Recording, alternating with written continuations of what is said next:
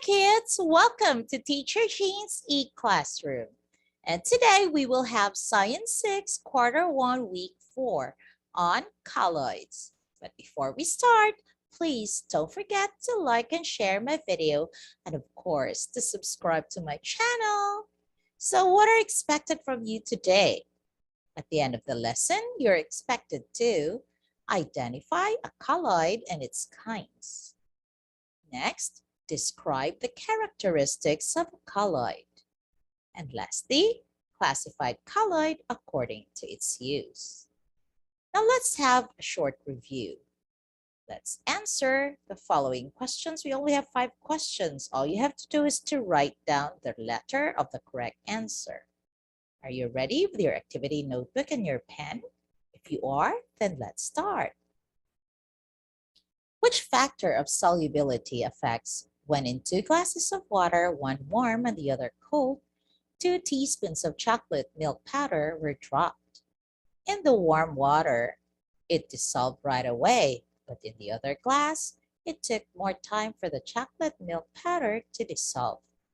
Is it A, amount of solvent, B, amount of solute, C, temperature, or D, nature of solvent and solute? Number 2. Which factors of solubility affects when one uses a whisk and the other uses a handheld mixer to dissolve sugar in water?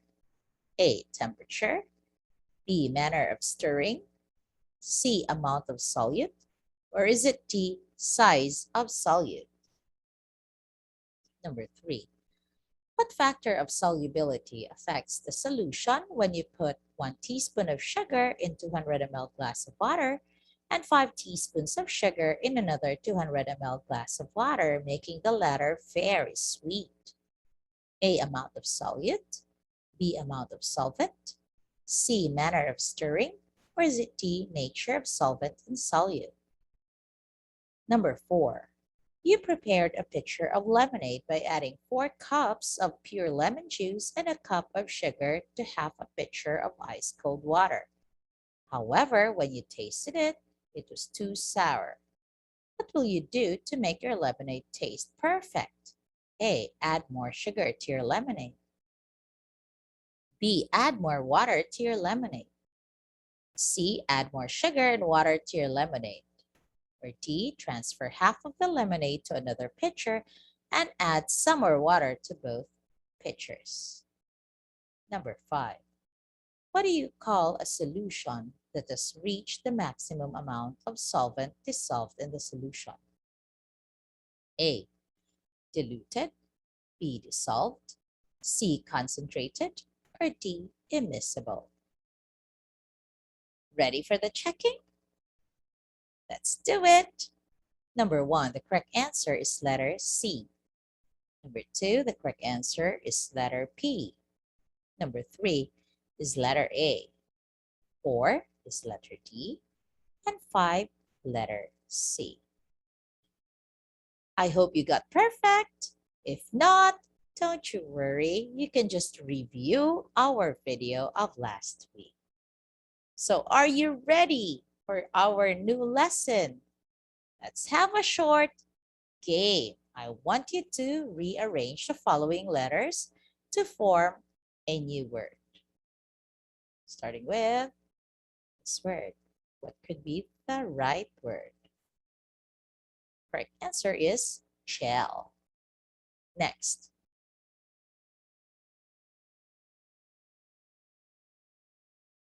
Correct answer is food. Next.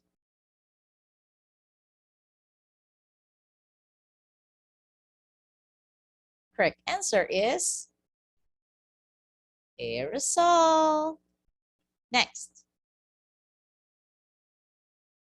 Ooh, what could that word be? The correct answer is emulsion. And lastly, what could that word be? Correct answer is colloid. So are you ready for our lesson today? It's about colloids. So colloid, it is a type of mixture where its solid or liquid particles are dispersed uniformly throughout the gas, liquid, or solid. It might look like a solution at first, but when studied under a microscope, a colloid has bigger and unevenly distributed particles in its dispersing medium. On the other hand, they cannot be considered a suspension because the dispersed particles are small enough to remain dispersed without settling down. Colloid particles may be seen in a beam of light, such as dust in the air and shaft of sunlight, blood, whipped cream, and fog. These are examples of colloids. A substance is classified as colloid. The substance in dispersed phase must be larger than a molecule, but smaller than what can be seen by the naked eye.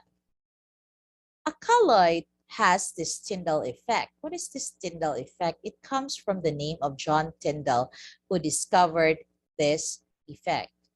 This one is the effect of light scattering in colloidal dispersion. If no light is shown, then it is a true solution. It is a method used to determine whether a solution is a true solution or a colloid. Now look at this picture on your screen. You have there a flashlight and there is a solution. It says there, solution, colloid, and suspension. If you have noticed the two glasses, the middle and then the last one, it says light beam, visible. But for solution, not visible. Actually, for the example for solution, it's a mixture of water and salt. The salt was not written there, but it's actually salt and water. For the colloid, it's milk. And for the suspension, it's flour and water. Now, when the flashlight was pointed into the three glasses, it just passed through the solution. But for the colloid and the suspension, you can see that light has scattered into those two glasses. And that scattering of light by particles in a colloid or suspension is what we call the Tyndall effect. So if you are confused whether to identify a material as the solution or colloid, you do the Tyndall test, the Tyndall effect test. If the light does not scatter, it's a true solution. But if it scatters, it's actually a colloid. So what is a colloid made up of? It's made up of two materials, the dispersed phase and the dispersion medium. What is this dispersed phase? This is the solute-like substance that is relatively present in a relatively small amount or the dispersed particles. Example is powdered gelatin. For the dispersion medium, this is the solvent-like component where the dispersed phase is distributed. Example is water. So when you mix powdered gelatin and water, it becomes a colloid. There are four kinds of colloids. You have gel, foam, aerosol, and emulsion. When you say gel, it is made up of solid in liquid. When you say foam, it's made up of gas in liquid. And it could also be gas in solid. For aerosol, it's made up of liquid in gas or could be solid in gas. For emulsion, it's made up of liquid in liquid. Now, look at the pictures on your screen. You have here examples of gel. Gel is made up of solid which is dispersed in a liquid dispersion method. So first example there is an alcohol. I know you are familiar with this because especially now that we're having this pandemic, you have to always keep your hands sanitized to get rid of possible bacteria that may be in our surroundings or possible viruses that may cause this coronavirus, this corona thing, this corona disease. So what's the difference between an alcohol and an ordinary alcohol? An alcohol is a true solution. Well, this alcohol is a colloid, because if you try to have it on your hand, it's a little bit sticky. But for alcohol, you don't feel any stickiness in it. This one is a little bit creamy. So what's the benefit of having an alcohol from an alcohol in your bag? If it's an alcohol and if you don't lock the bottle very well, probably it would spill and make everything in your bag wet. But for this alcohol, when it spills, it will not all contents of the alcohol will get out of the bottle and, like, make your things wet there, because it has a nice consistency. Next example is the hair gel. The hair gel is what you use to fix your hair, to have your desired hairstyle, and to make it stay there for a long time.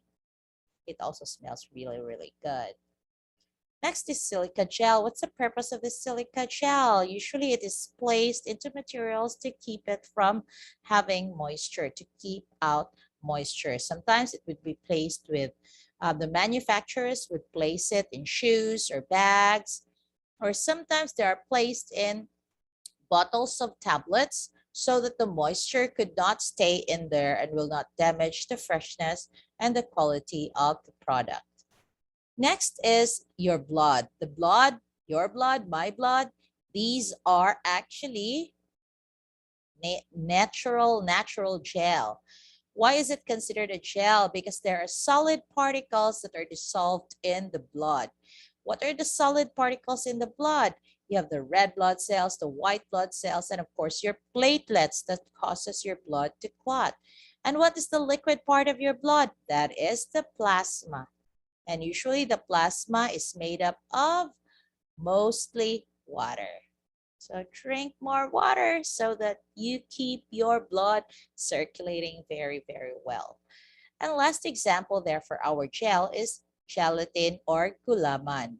I know that you know this very well and you love it and you like it. This is very famous too.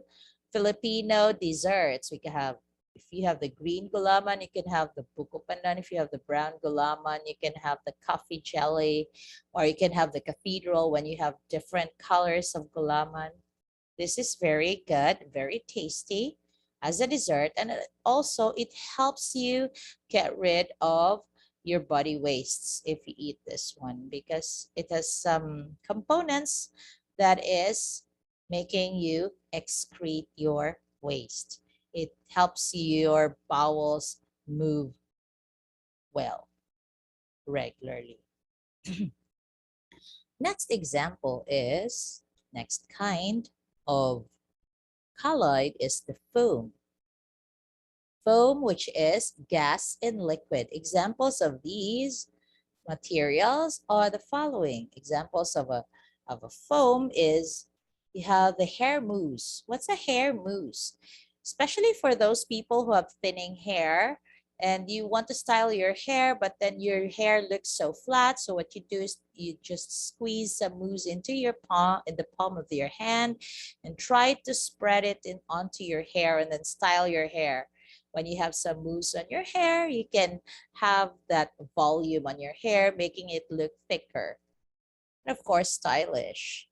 Next, on top, you have the dalgona thing, which has become a trend, especially last year during the pandemic when people are so, they got so bored staying at home. So they invent a lot of things. So this has become very famous. So what you do to make dalgona coffee is just to mix coffee powder with some hot water, and you try to use an electric mixer, or you try to stir it very, very, very fast so that you will have that foamy, frothy appearance, which makes your dalgona coffee look good and appetizing.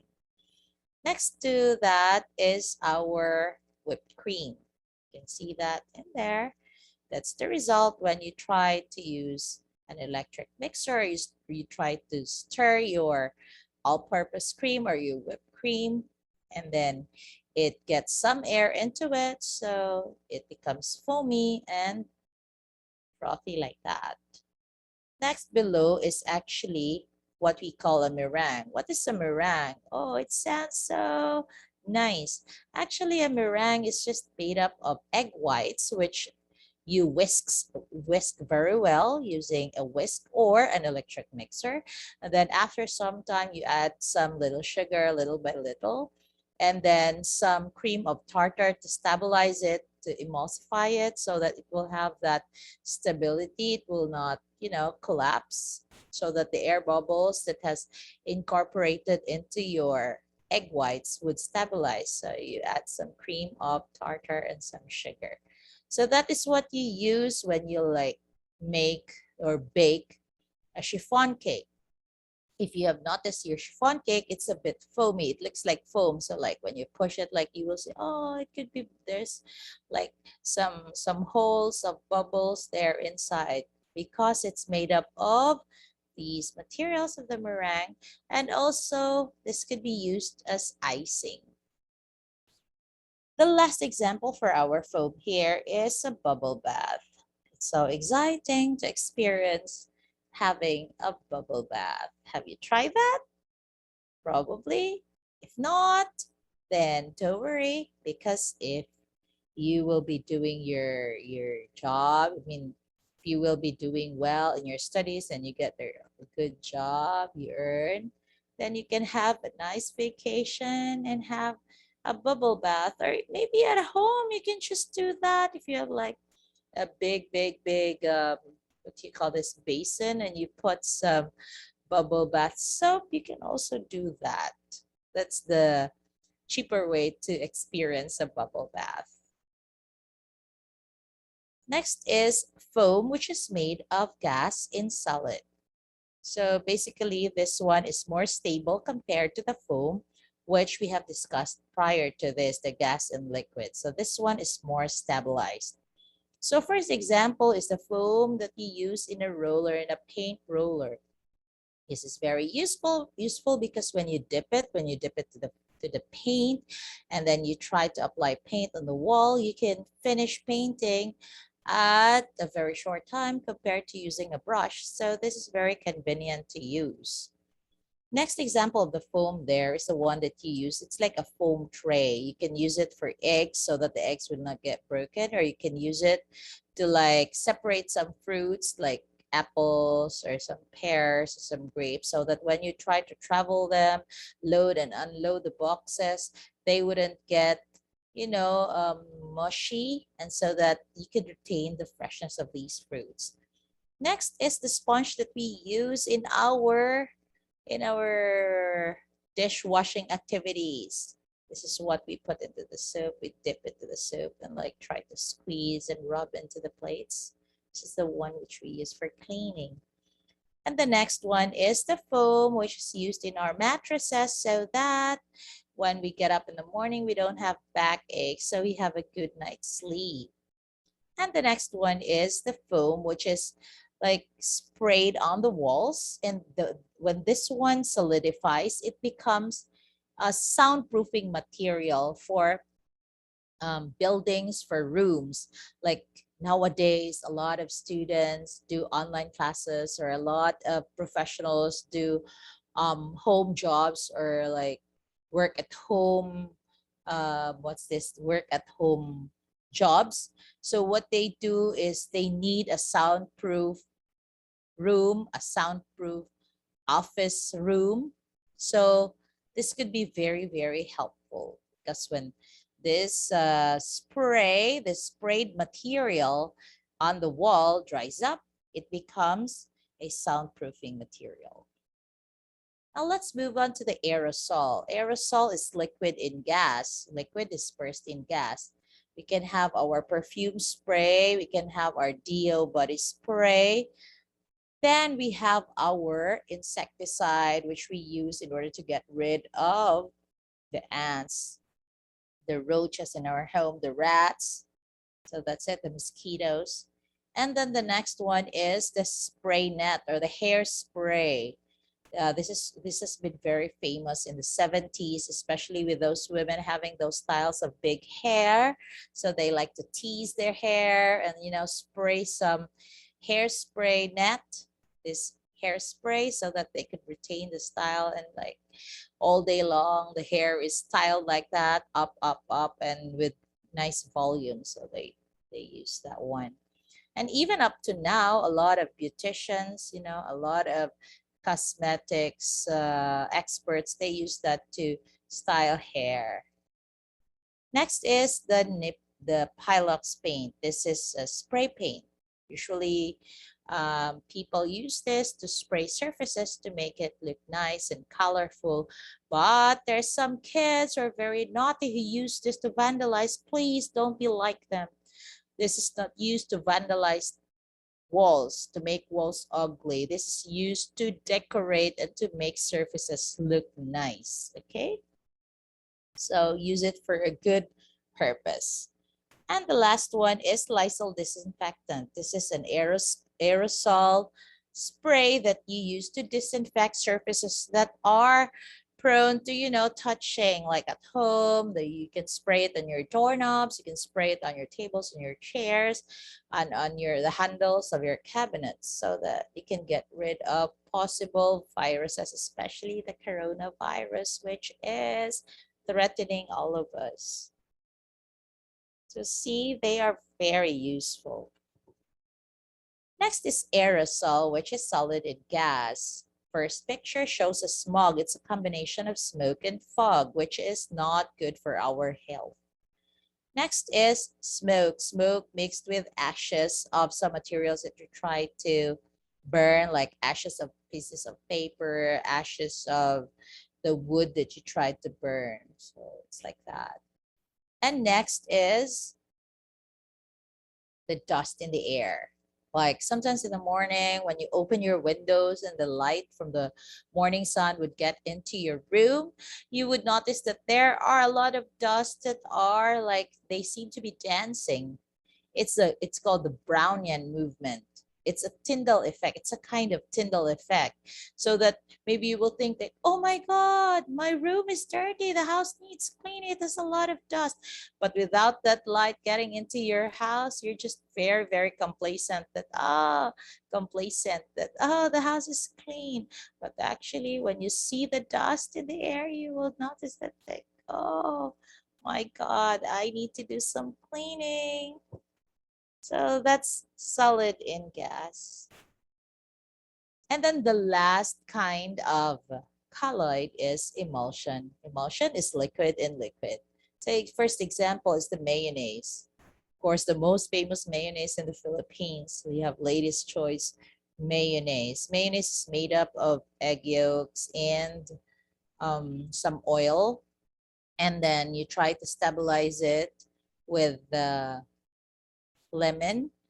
So, but there are also other stabilizers, emulsifiers that makes the texture of this mayonnaise stable and good.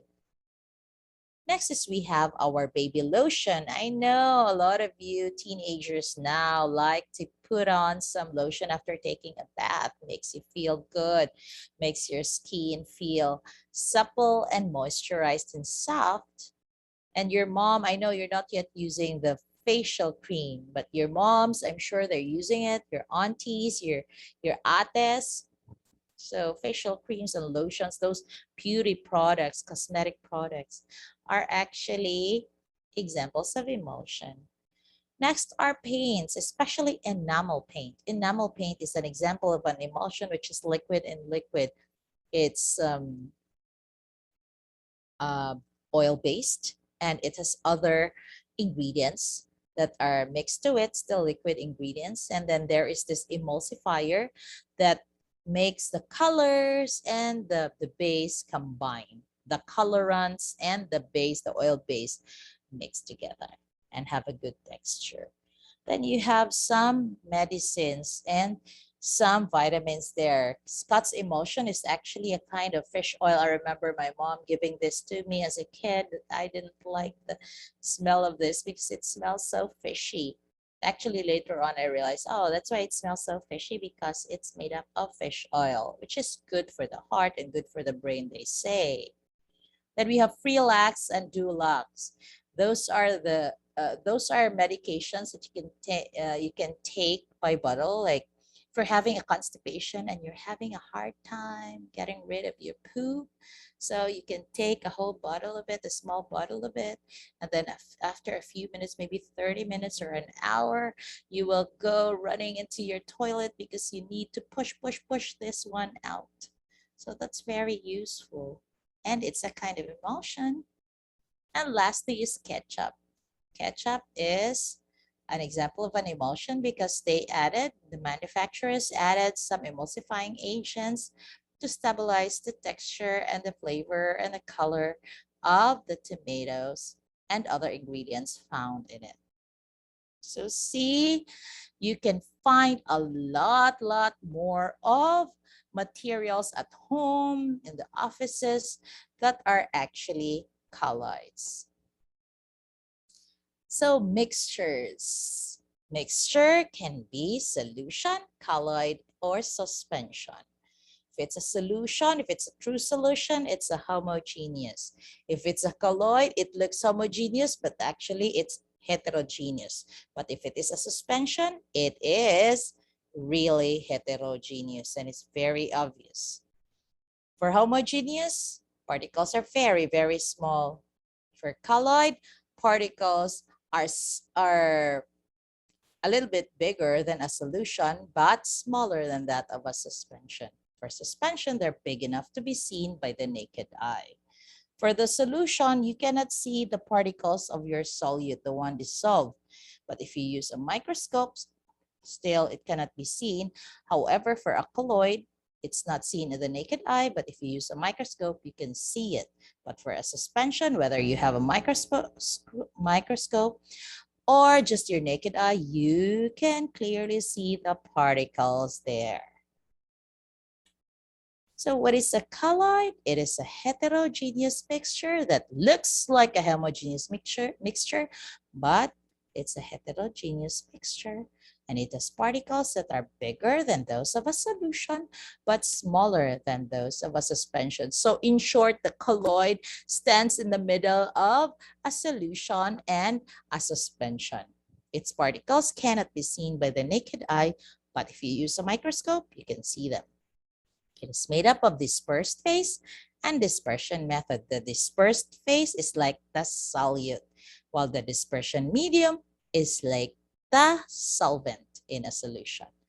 And light scatters when you aim at a colloid, thus creating a Tyndall effect. Let's practice. Tell whether the following mixture is a colloid or not. If it's a colloid, you draw a smiley on your activity notebook. If not, then you draw a sad face. Are you ready? If you're ready, then let's start. Number 1 is brine. 2, ketchup.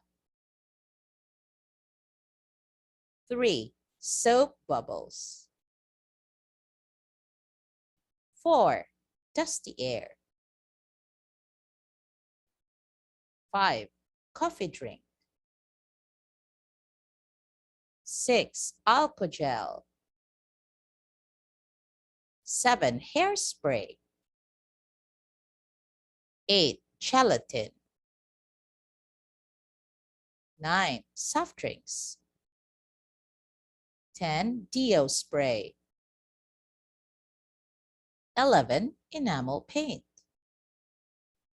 And 12, lemonade. Are you ready for the checking? If yes, then let's check your work. If you have your ate there, she can check your work. If you have your mommy there or your daddy, he or she can check your work. But if you're alone, don't you worry. You can do it by yourself. Number 1, it's a smiley. It's a color. No, it's a sad face. Sorry. It's not a colloid. Number 2, it's a smiley. 3, it's a smiley. 4 is a smiley. 5, it's a sad face. 6 is a smiley. 7 is a smiley. 8 is a smiley. 9, sad face. 10, smiley. 11, smiley. And 12, sad face. So, what's your score? Is it 10, 11, 12. Wow, amazing. I'm so proud of my students. You're so intelligent. Keep it up, okay? Now let's do our second exercise. Draw a chart and classify the following colloids according to their use by writing the number of the picture on the appropriate column of the chart.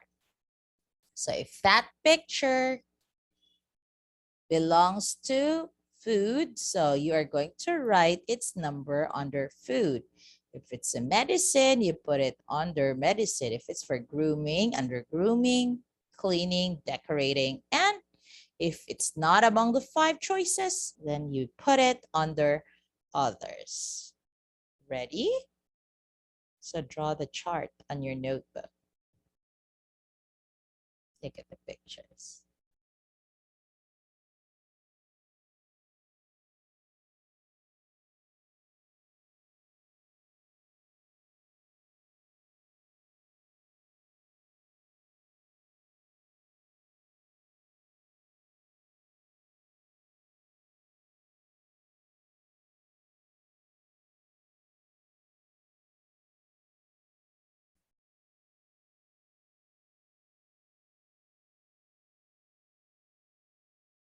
Are you done? Let's check your work. Okay, for the first one, where are you going to put the first one? It's for medicine. Number 2, that is for grooming. Number 3, that is for others. 5, that is for food. No, 4 is food. 5 is for grooming. 6 is for decorating. 7 is for cleaning. 8 is for decorating. And 9 is for food. Did you get it all right? If you get 9, then you have done a very good job. Kudos to you. Now let's go to our assignment. All you have to do is just to choose the letter of the correct answer. Are you ready? Number 1. Which one does not describe a colloid? A, it creates Tyndall effect. B, it is a homogeneous mixture. C, it is a heterogeneous mixture. Or D, it has different kinds. 2. Which one is a colloid? A, apple juice. B, coffee. C, lemonade. Or D, milk. Number 3. Which colloid is made up of gas and liquid? A, gel. B, emulsion. C, foam. Or D, aerosol. Number 4. Which colloid is made up of liquid and liquid? A, gel. B, emulsion. C, foam. Or D, aerosol. Number 5. What do you call a colloid which is made up of solid and gas? A, gel. B, emulsion. C, foam. Or D, aerosol. 6. What do you call a colloid which is made up of solid and liquid? A, gel. B, emulsion. C, foam. Or D, aerosol. 7. Which one is not an example of a foam? A, sponge. B, blood. C, meringue. Or D, bubbles. And lastly, which one is an example of an aerosol used for cleaning? A, Pilot spray paint. B, Baygon insect spray. C, Axe body spray. Or D, Lysol disinfectant spray. Done? Let's do the checking. Number 1, correct answer is B. Number 2, D. Number 3, C. Number 4, B. Number 5, D. Number 6, A. Number 7, B. And number 8, D. Count the number of check marks and we'll see if you got the passing score. Oh, you got perfect? Wow, excellent job. You did a very good job. I'm so proud of you. But if you did not get perfect, don't you worry. You can just review our video and re-answer the activities so that you can master it. Because in the assessment, Teacher Jean would know whether you have mastered it or not. So you better master the lesson. This is also very important because you can apply this lesson to your everyday life at home. For our assignment, I want you to do a vlog on 2 colloids showing the Tyndall effect. Okay, so I want you to do a vlog. So introduce what colloids are, what are the kinds of colloids, and what are the 2 colloids that you are showing in your vlog, and try to do the Tyndall effect test. Okay, and then submit your video to our Google Classroom. You're not just developing the concept of colloids, but I also want you to develop your communication skills and also your ability to use digital media, which is also very important as it is part of our lesson in English and in arts.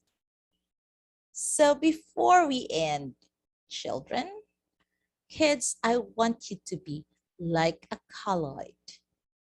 Let your light scatter and spread goodness to others. This is your teacher, Jean, saying, please don't forget to like and share my video, and of course to subscribe to my channel. Share it to your friends so that they would also learn what colloids are and what are the colloids that they are using at home. Okay, so bye-bye, kids. God bless you. And always, as I say, stay safe. Bye-bye.